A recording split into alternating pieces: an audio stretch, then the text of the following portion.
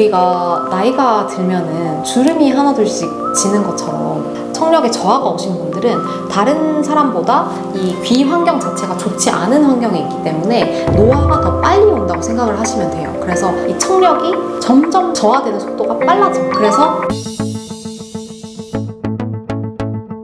은재 안녕하세요. 안녕하세요. 여러분의 안정된 일상을 되찾아드리는 이비안 한의원의 김민주 원장입니다. 만화 중에 나라라 슈퍼보드. 근데 거기 사고된 캐릭터가 가장 주된 캐릭터 네. 중에 제일 큰 게 뭔지 아시죠? 약간 잘 못 들어서 딴소리 하는 그런 캐릭터로 알고 있어요. 사고정도 난청이지 않았을까? 오. 싸움 현장에 많이 있다 보니까 네. 귀에 손상이 많이 가는 저팔계 막 바주카고 쏘고.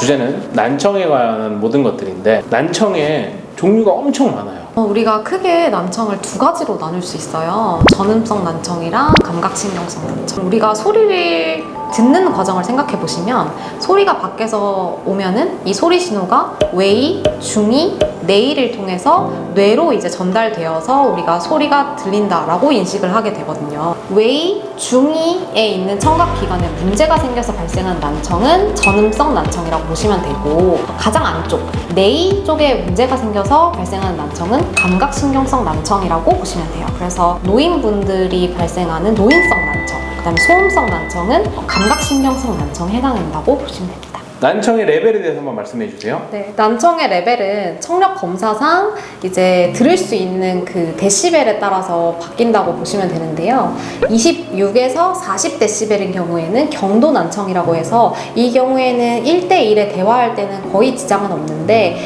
큰 공간에서 여러 명이 말을 하는 경우에 조금씩 들리지 않는 구간이 생길 때 이걸 경도 난청이라고 보고요. 그 다음에 41에서 55데시벨에 해당하는 부분은 중도 난청이라고 해서 이분들은 1대1 대화 자체도 조금 가까이서 해야 들리고 10명 이상의 사람이 한꺼번에 얘기하는 경우에는 굉장히 많이 놓치는 경우가 많습니다. 60데시벨에서 70데시벨 사이는 중고도 난청이라고 해서 우리가 흔히 보청기를 좀 끼시는 게 어떤지 하고 권유받는 그런 정도라고 생각하시면 되는데요.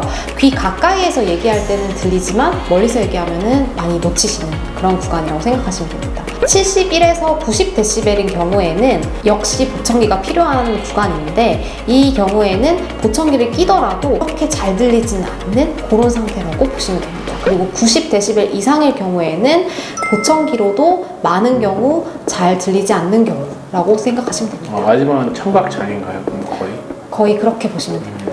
귀가 귀지나 이런 거에 막혀서 네. 잘 안 들리시는 분들도 꽤 있나요? 네, 그런 경우에는 이비인후과에서 귀지를 이제 정리를 해주시면은 더 잘 들리는 경우도 있죠.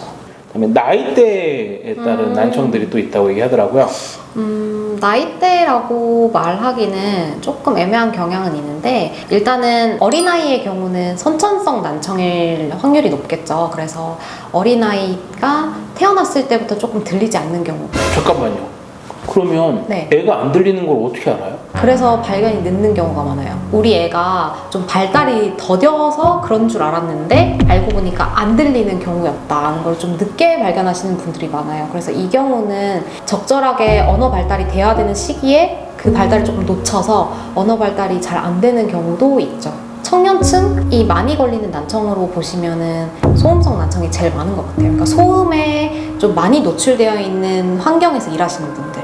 그다음에 돌발성 난청의 경우는 사실 전 나이대에 다 나타나는 경우가 많아서 이거는 어떤 나이에 특정이 나타난다고 말씀하기는 좀 곤란해요. 다 나타날 수 있지만 30대에서 50대가 좀 가장 많이 발생하는 경향이 있습니다. 그다음 노인분들은 이제 노화로 인해서 노인성 난청이 오는 경우가 많은데 이 경우는 노인분들에 해당하겠죠. 이 난청들 중에서 가장 많이 오는 환자들은 어떤 환자들이 많이 오나요? 가장 많은 것도 나이가 많은 세대에서 보면은 노인성 난청이 가장 많은 거고요. 전 세대를 아울러서는 돌발성 난청이 가장 많이 오는 것 같습니다. 난청 환자들이 이렇게 많은데 이비안 한의원에서는 난청 관련돼서 치료를 어떻게 하고 계시나요? 이비안 한의원에서는 귀 주변에 혈류가 잘 통하게 하는 그 경혈, 혈자리, 그 다음에 이 두부로 흘러가는 그 신경의 주행 경로가 있어요. 앞면, 뒷면의 그 주행 경로 따라서 이렇게 혈자리에 저희가 침 치료를 하고요. 그 다음에 두부에서 이 골반까지 척추뼈를 따라서 두드려주는 골타 치료도 시행하고 있습니다.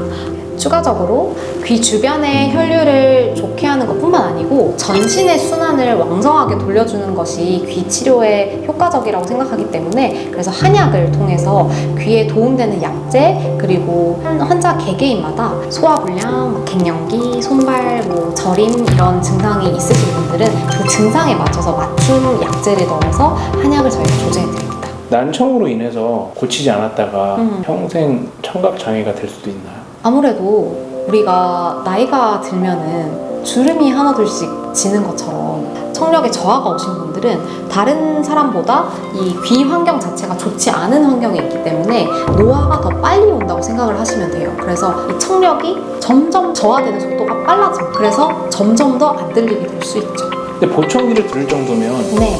장애 수준으로 넘어간 거 아닐까요? 근데 그 수준도 아까 제가 정도를 표현을 할 때 일반적으로 60dB보다 더 안 들리시는 분들은 보통 보청기 착용을 권유드리는데 이때 90dB보다 더 안 들리시는 분들은 정말 보청기를 껴도 잘 안 들리는 경우가 많고요. 60dB 그 라인에 조금 있는 분들은 보청기를 끼면은 굉장히 잘 들리는 이렇게 생각하시면 돼요. 이비한 한의원으로 와서 내가 지금 보청기를 끼고 있는 상황인데 치료를 받고 싶다 하셔서 내원하시는 분 중에서 치료 후에는 보청기를 끼지 않아도 어느 정도 좀 들린다 라고 이제 말씀하시는 분도 계셨어요. 마지막으로 난청으로 힘들어하시는 분 되게 많은 것 같아요. 맞아요. 그런 분들한테 한 말씀 해주신다면? 난청은 이게 들리지 않으니까 의사소통에 장애가 옵니다. 그래서 사회활동을 할 때 좀 큰 영향을 미치는데요. 그래서 난청이 심하신 분들은 이제 인간관계도 조금 단절이 오고 바깥 활동을 조금 안 하시더라고요. 그렇게 되면 삶의 질이 굉장히 떨어지기 때문에